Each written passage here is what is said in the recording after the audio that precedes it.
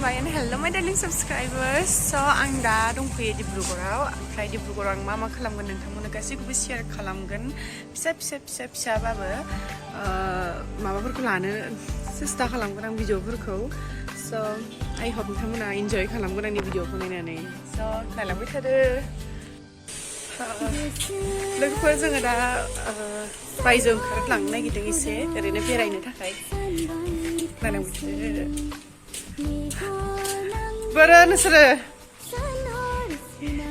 हाय हर हाय मोहांनो नोङो बाजार खालामनो थांनो नोङो नोंसोरो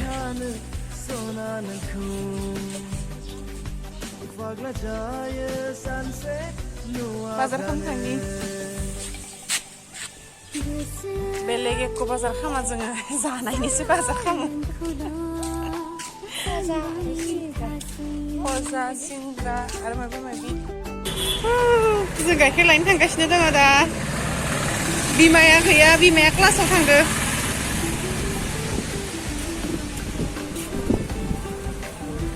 बिमा गैया, बिमाया क्लासाव थांदो. मोनफैबाय.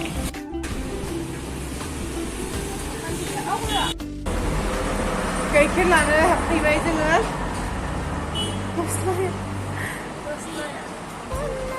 Lalu, terus kompas dia kayak virus tu.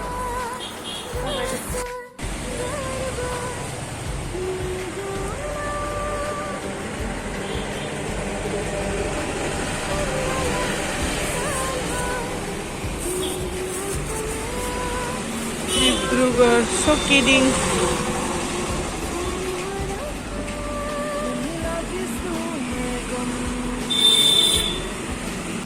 सफैबाय जोङो.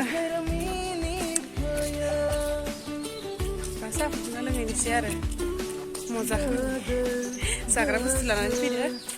बेनिफ्राय साहा फुदुंगोन, साहाखौ रेखाया फुदुंगोन. ओमफ्राय एन्जय खालामगोन जोङो रानि दांदो एन्जय. सफैबाय दायो जोंनियाव फट'शुट खालामगोन आरो कभार डेन्सबो खालामनो हानाय पात्ता गैया. कभार डेन्स जुदि खालामनो टाइम मोना माने फट'शुटल' खालामनानै थागोन. मोनहैसिगोन जोङो न'.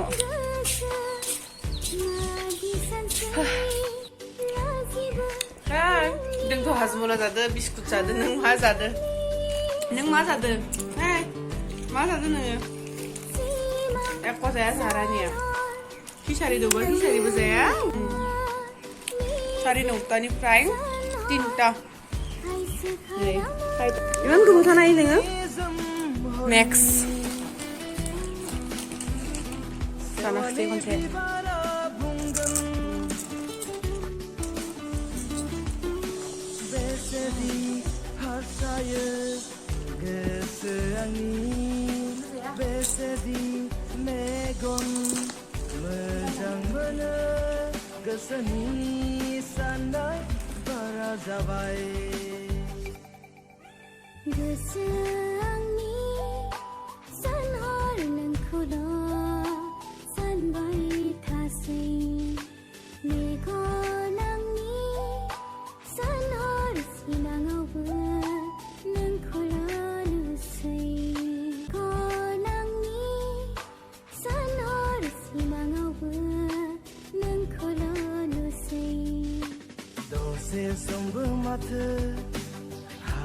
थानो गोसो सानालासि थानो सना नोंखौ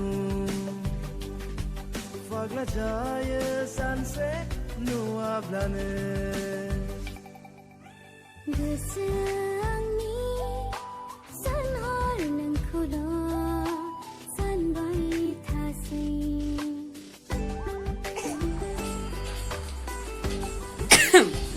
Oipa. Iman furti जायो मानसिया.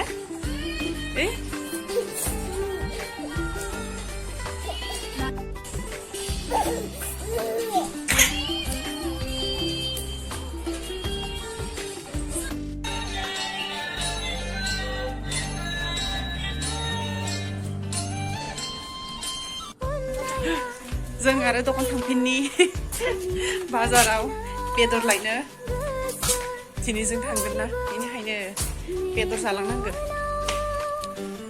एक घन्टानि नंला दिनै फट'सुट जों 6टा बाजाराव ट्रेन दङ जों दा आरो बाजाराव थांफिननांगोन खनसे बेदर लायनो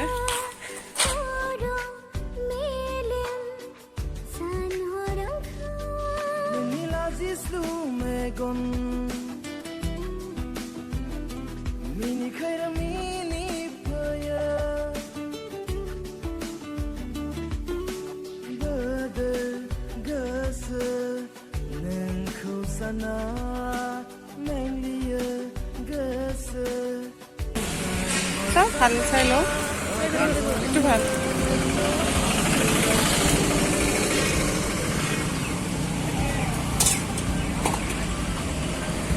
खान्थालखौ मारै जायोलै रेखा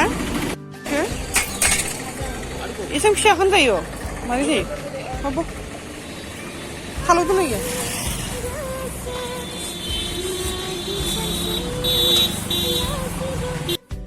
माने खबर नुवाखै जाखांबाय जोङो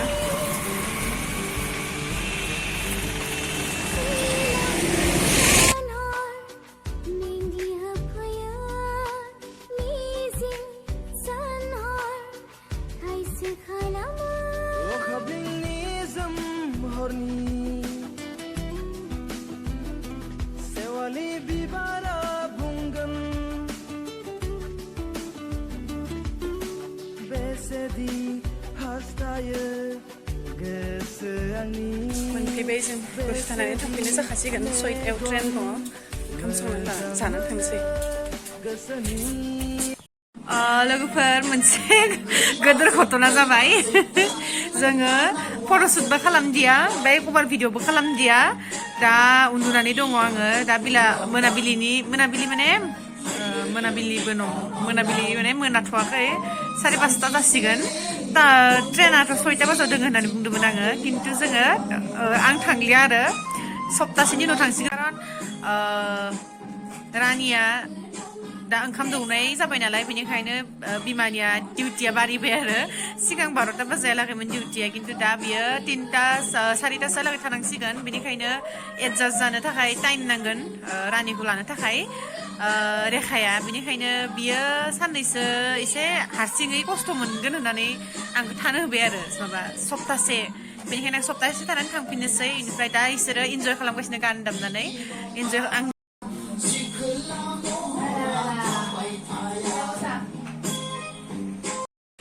लोगोफोर बिदिब्ला आंनि भिडिअखौ एसेयावनो फोजोबनाय जाबाय नेक्स्ट भिडिअ लाबोफिननो नाजागोन आं डिब्रुगड़नि ब्लग